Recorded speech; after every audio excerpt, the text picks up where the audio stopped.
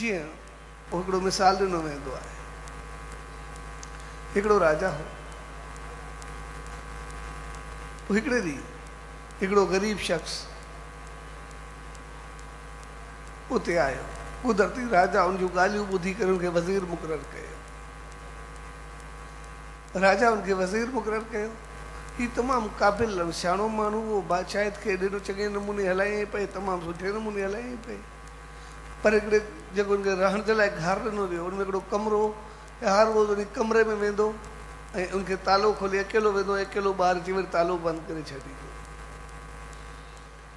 वक़्तु गुज़रंदो रहियो, हिन जी इज़त राजा जे अॻियां वधंदी वई।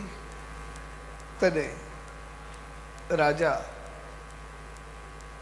खे माण्हुनि कन भरणु शुरू कया ॿियनि वज़ीरनि।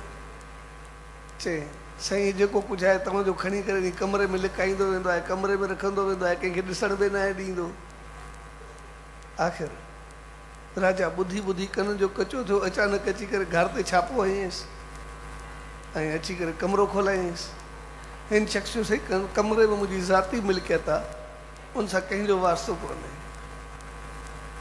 ऐं हुनजो ज़ाती मिल्कियत खणी छा आहे, हथ में थोरो हिकिड़ी सोटी आई, हिकिड़ो कपिड़ो हुई, ॿियो हुई छा।